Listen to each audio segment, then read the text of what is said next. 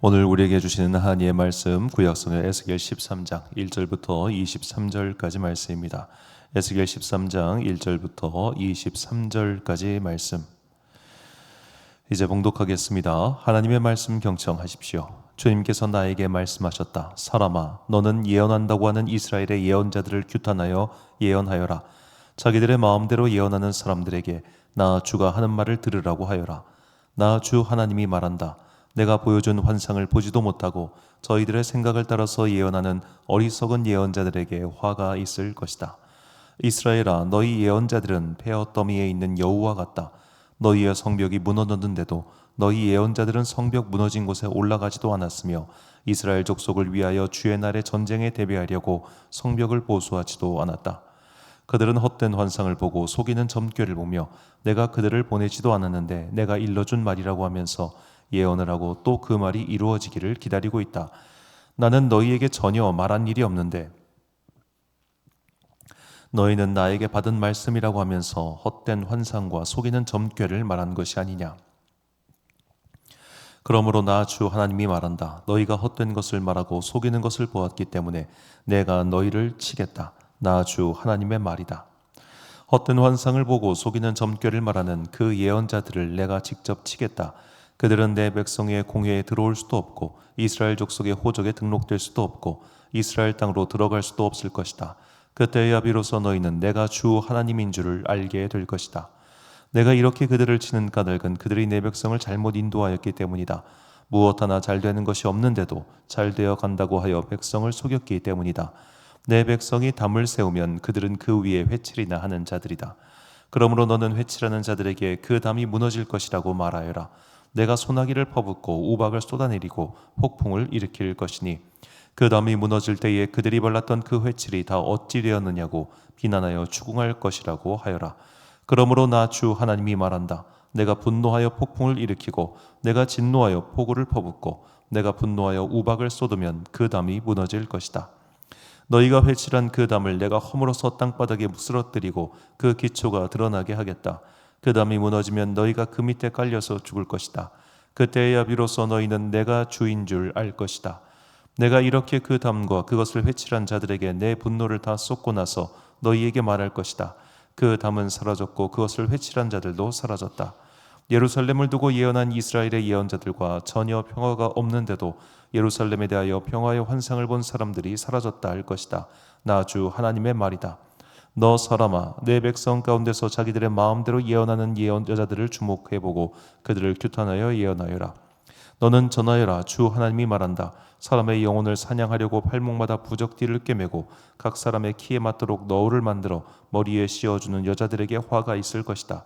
너희가 내 백성의 영혼을 사냥하여 죽이려고 하면서도 자신의 영혼은 살아남기를 바라느냐. 너희는 몇 줌의 보리와 몇 조각의 빵 때문에 내 백성이 문 앞에서 나를 욕되게 하였다. 너희는 거짓말을 고지 듣는 내 백성에게 거짓말을 함으로써 죽어서는 안 될 영혼들은 죽이고 살아서는 안 될 영혼들은 살리려고 한다. 그러므로 나 주가 말한다. 새 잡듯이 사람의 영혼을 사냥하는 데 사용하는 너희의 부적띠를 내가 물리치겠다. 내가 그것을 너희의 팔목에서 떼어내고 너희가 새 잡듯 사냥한 영혼들을 풀어놓겠다.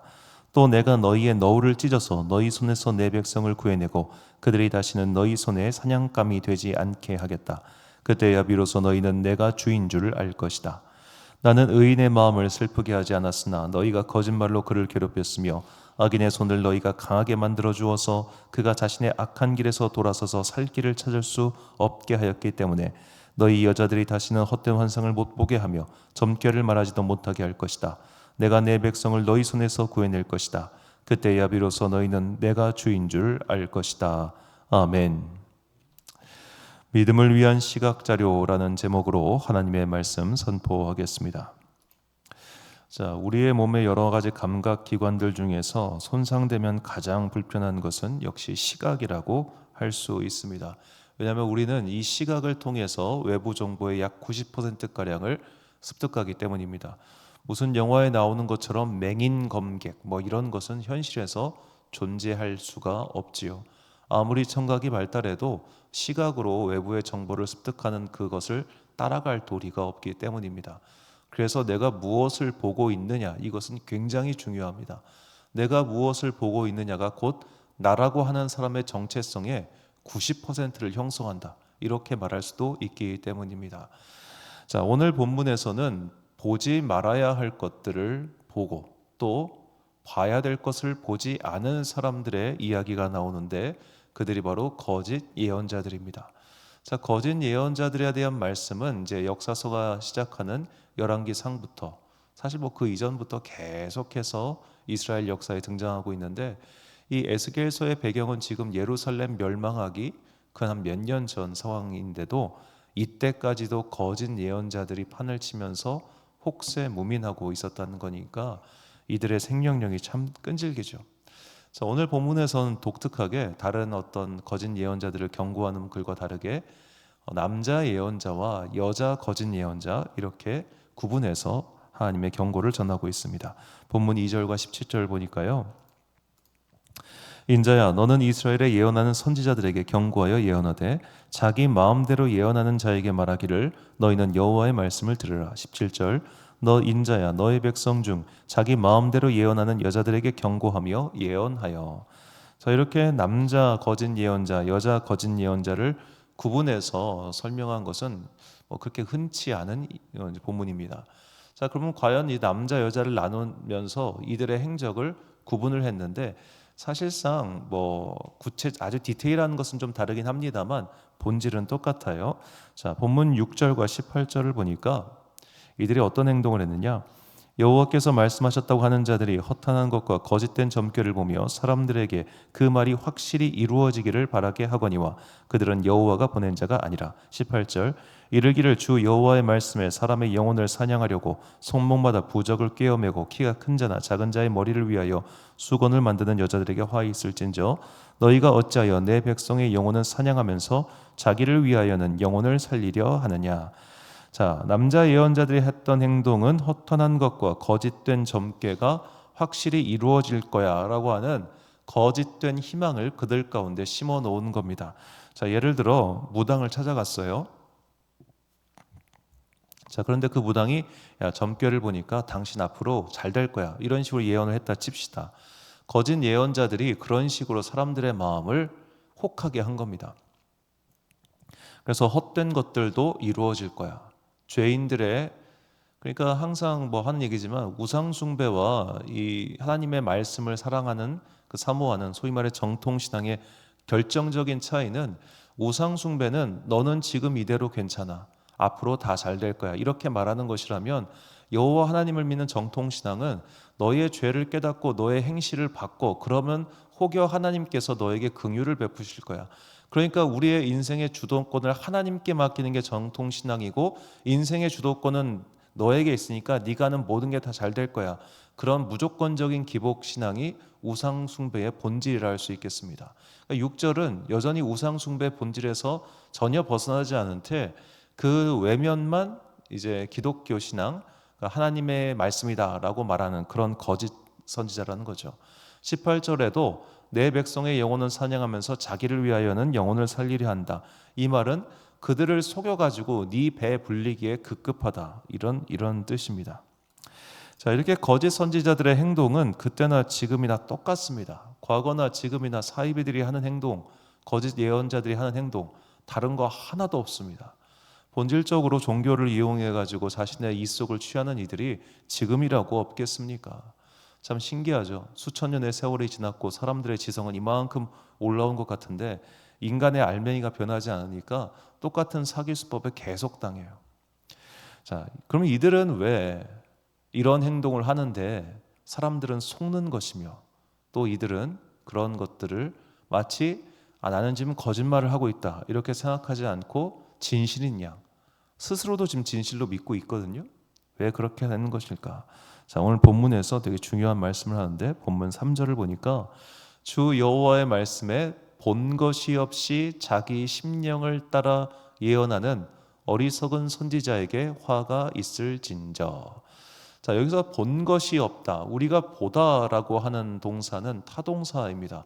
그러니까 무엇을 보다라고 써야지 본 것이 없다라고 할 때 도대체 뭐냐 이거예요.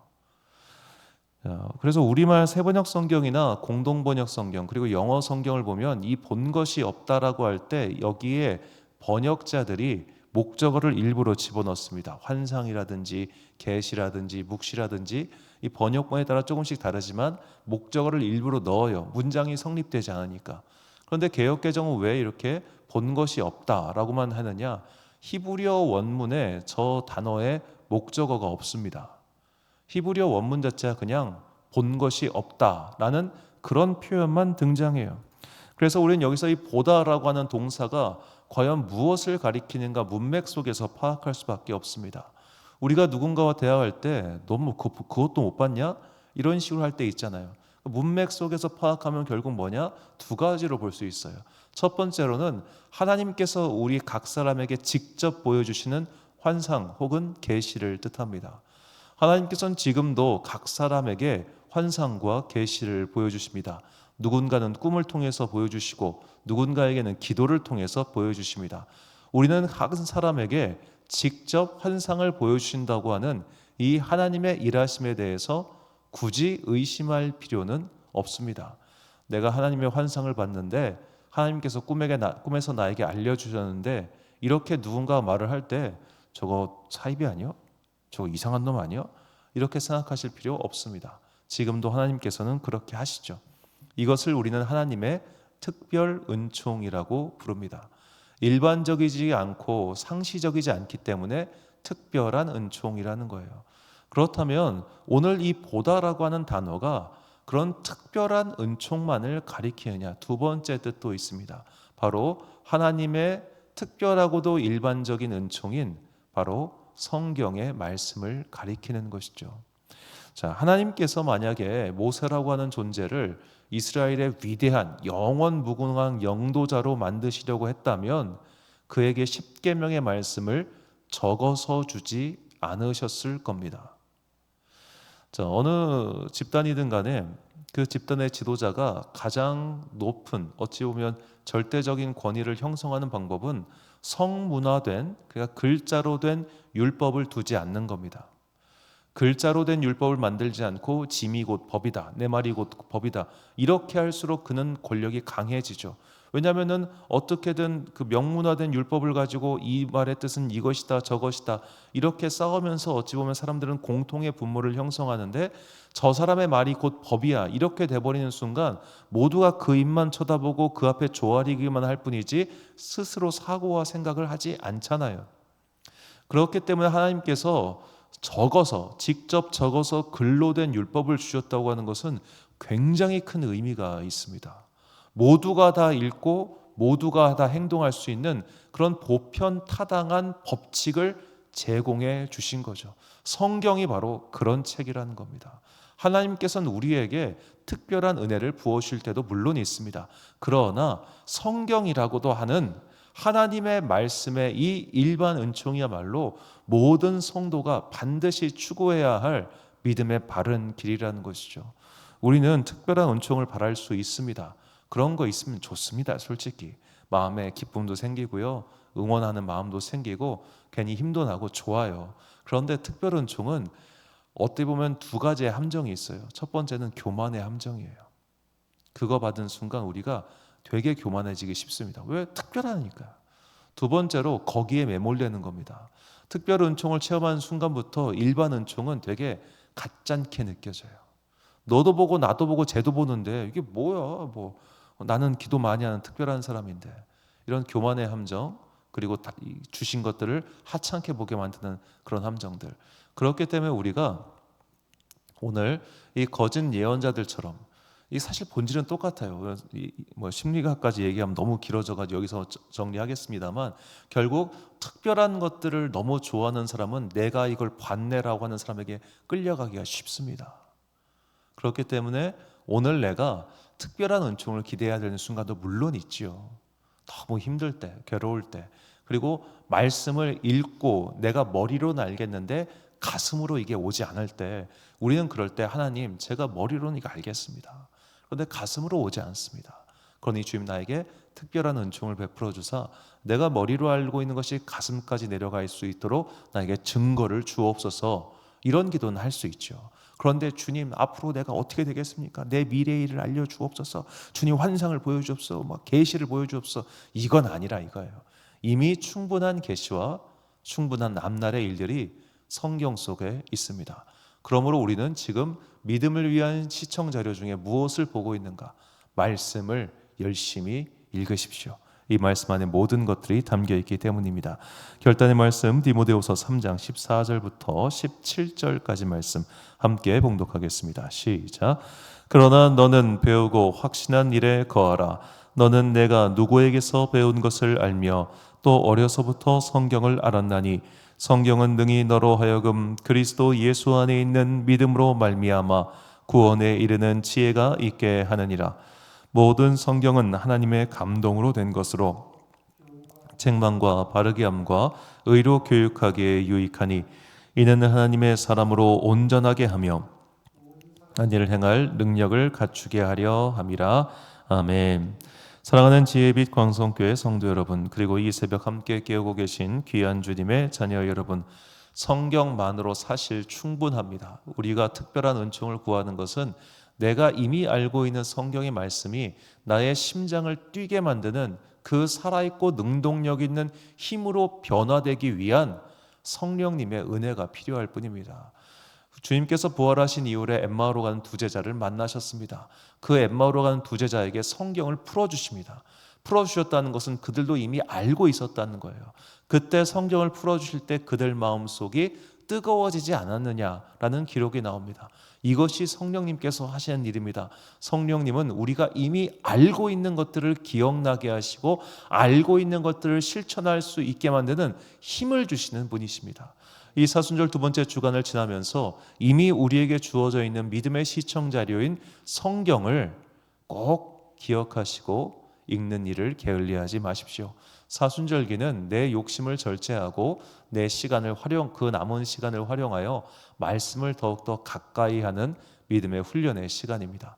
이 사순절기 동안 우리에게 주어져 있는 이 특별하고도 거룩한 일반 은총인 성경 말씀을 가까이 하여 그리스도 예수의 장성한 분량을 향해 가는 여러분과 제가 되시기를 주님의 이름으로 축원합니다. 기도하겠습니다. 사랑과 은혜가 풍성하신 아버지 하나님, 주님께서는 이미 우리에게 가장 특별한 은총인 말씀을 주셨습니다. 그 말씀을 주신 이유는 우리로 하여금 누군가의 거짓말에 속지 않고 누군가의 달콤한 말에 현혹되지 않고 바른 길을 끝까지 걸어가기 위함임을 깨닫게 해주시니 감사합니다.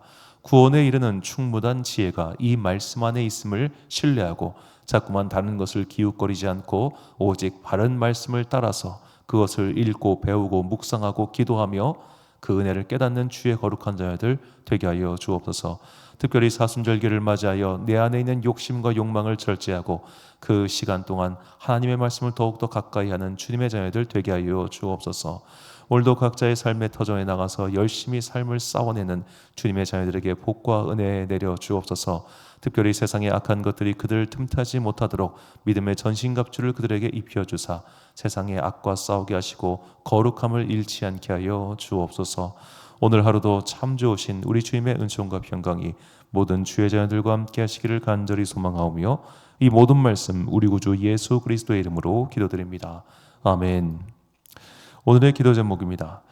나는 성경 말씀을 공부하는데 얼마나 시간을 쓰고 있습니까? 사랑하면 알고 싶어집니다. 내 안에 하나님의 말씀을 사랑하는 마음이 있는지 돌아보시고 그 마음을 더하여 달라고 기도하십시오. 오늘 주신 기도의 제목 가지고 기도와 묵상에 힘쓰는 하루 되시길 바랍니다. 기도하겠습니다.